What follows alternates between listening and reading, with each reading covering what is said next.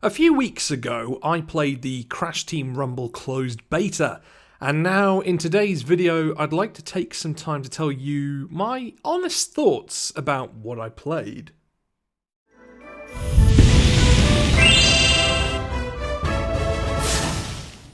Hello folks, my name's the Kiwi Dragon, and in today's video, as I mentioned earlier on, we're talking about Crash Team Rumble again.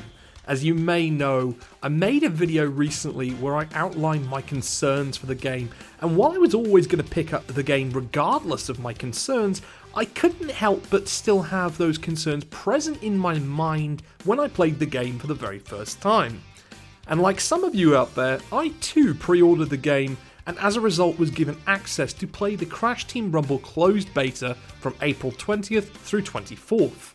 And did I enjoy it straight away? No. When I first tried the beta, yeah, I'll be honest, I really didn't enjoy it. I can't quite put my finger on why I didn't enjoy it. Something about the game just didn't feel right to me.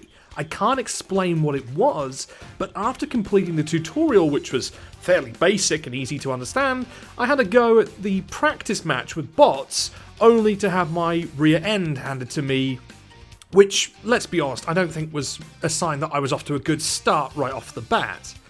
For the rest of that first day, I found myself only winning a small handful of games with my teammates on matchmaking, getting loss after loss after loss. I was trying to understand the different characters and experimented with them as far as how to use them, and still time after time my team would end up losing. At the end of that first day, honestly, yeah, I found myself frustrated that everyone else I'd seen playing the game had taken to it like ducks to water, and came to a rather hasty conclusion that perhaps this was just one Crash Bandicoot game that wasn't gonna be for me. After all, team-based games like this weren't usually something I enjoyed, so why should this be any different? Just because it has the cast of Crash Bandicoot? I even took to Twitter to voice my disappointment with my experience, though at no point did I ever feel like it was the game's fault directly. There was nothing about the game itself that was hindering me, rather it was my own abilities actually. As a result, I just couldn't see the excitement that everyone else had about the game. I decided, you know what, I'd sleep on it that evening, and try it again the following day to see maybe if I could try and learn the ropes a bit more, head back online, play some games, and see if maybe I could have a come to Jesus moment with the game. And so, on the following day, I experimented with all 5 of the characters on offer in matches against AI bots to see if I could find one character I truly felt that worked for me, and I even tried heading to the settings to remap some of the controls to best suit how I needed them. And wouldn't you know it, after a short while, I actually fell in love with the game. I cannot explain what clicked for me on day 2 that didn't click for me on day 1, but I can only put it down to perhaps my own personal issues with the game. On day 1, I presume I may have been tired, and I was also streaming the game while playing it for the very first time, which would have probably added to the pressure of me enjoying it. I also really didn't practice much while I was streaming it, if at all, with any of the characters, so I ended up diving headfirst into a match and kind of expecting not only just to be good at the drop of a hat, but also to be winning match after match after match. But on day 2, I found that having spent time practicing with each of the characters, some more successfully than others, I found that I was able to contribute to my team more in actual matches, not only scoring Wumpa, but also securing gem paths and collecting and banking relics. That led to many victories over the remainder of my time playing the Crash Team Rumble beta. In practicing with the 5 characters and remapping the controls, I even found a character that I came to consider my main character. A character that surprised even me. That character being Coco. Sure, Crash and Torna also worked for me in some ways, but I found that Coco was exactly what I needed. Even though her capacity for Wumpa collection was extremely limited, with her being only able to collect up to 90, I found that her role as a booster was quite useful because I could collect double relics and contribute those to either the relic stations or the epic relic stations. But on top of her role, her moveset was incredibly useful. Not only could she triple spin like Crash, but she could also convert the momentum from the triple spin into a jump followed by a spiral in midair.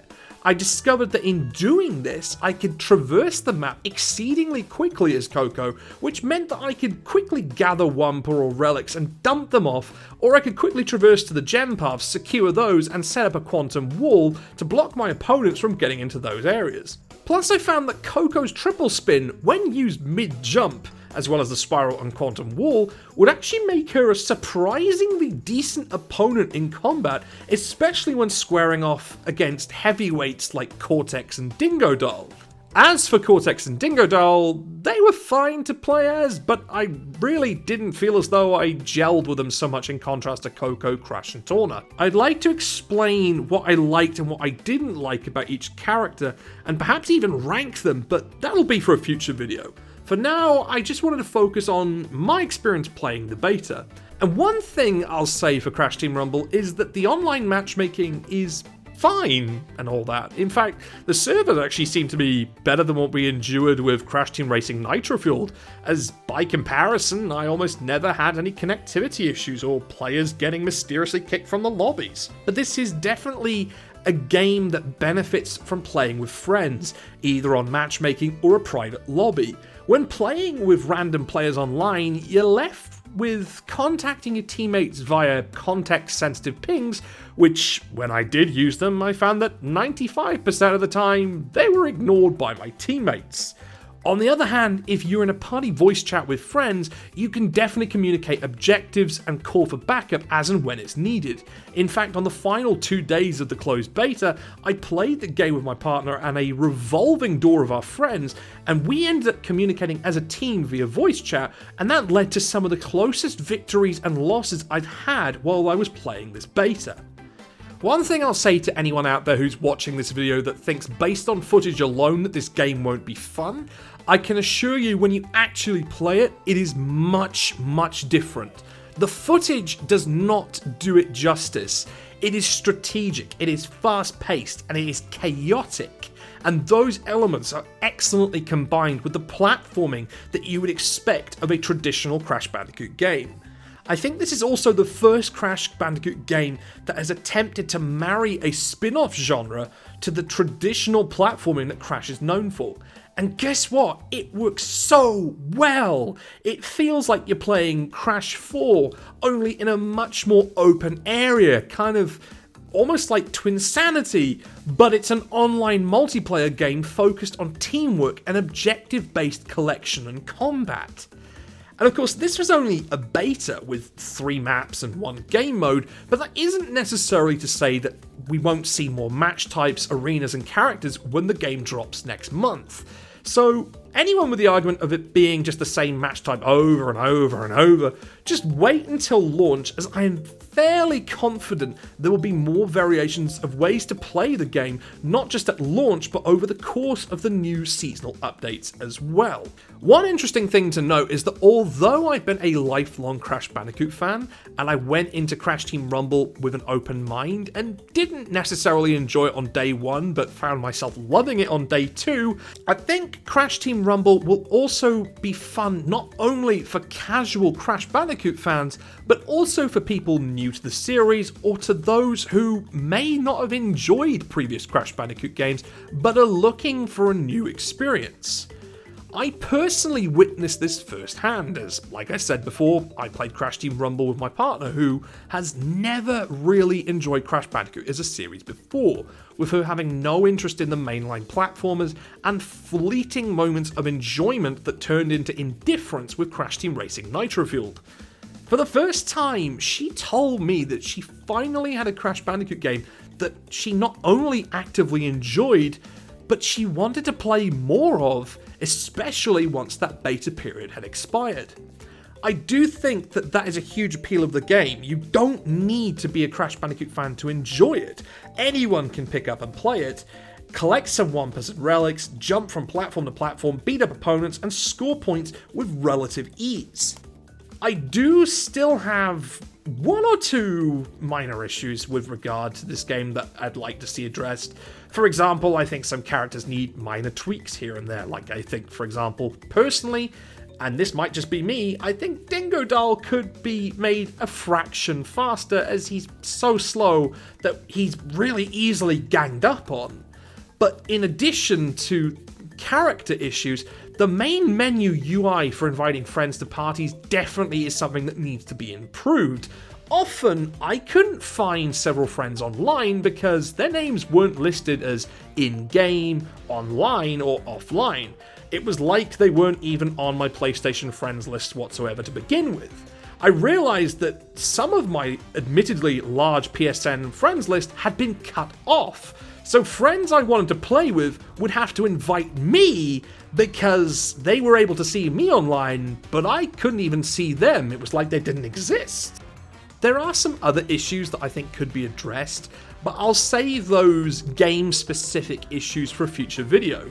However, my one big remaining concern for the game is the marketing. If you're someone like me who stays up to date with the latest Crash news, then you're probably fine. You're fully aware of what Crash Team Rumble is, and you're probably excited for the game and ready to go, or maybe you're not excited and you're not interested. That's also fine. But more casual audiences weren't even aware that there was a beta on, and they still didn't understand what exactly the game was. Even now, I still see people who are confused despite there being ample footage of the game on the internet. And that's not a good sign. We are a month or so away from the game's release, and some people really are unsure of what to make of it. The game is ridiculously fun, especially with friends, but a game like this needs to sustain a solid player base to keep itself going for the long term, as has seemingly been planned, as we know that there is at least 2 seasons worth of content coming. However, without a large player base, this game may potentially have the risk of being sunset, similar to what we saw with Crash on the Run. If you're still looking at the game and you're sitting on the fence, I'd at least recommend picking up the cheaper basic edition or waiting around maybe until it's on sale just to have a crack at the game. If it's not for you, then hey, at least you tried. But I'll say this, I went from someone who was rather skeptical of Crash Team Rumble to someone who tried it, didn't necessarily enjoy the first taste, gave it another whack the following day, and I finally got what everyone loved so much about the game. In fact, I ended up loving it so much that I ended up staying awake until the final day when it closed at about 5 AM my time. I really like Crash Team Rumble, and it makes me feel positive about the direction of future Crash Bandicoot spin-off games. I personally cannot wait to play this game again next month. And honestly, I just want to say, great job, Toys for Bob. No matter what people say, they really understood the assignment with this one, because this game is fantastic.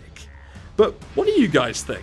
Did you try the Crash Team Rumble closed beta? Did you enjoy it? Or maybe if you didn't try it, do you think you'll pick up the game and give it a go, maybe? Drop me a comment down below and I'll do my best to respond to you. I've been the Kiwi Dragon, and until next time, stay safe, stay awesome, have yourselves a wonderful rest of your day, and thanks for watching. Bye!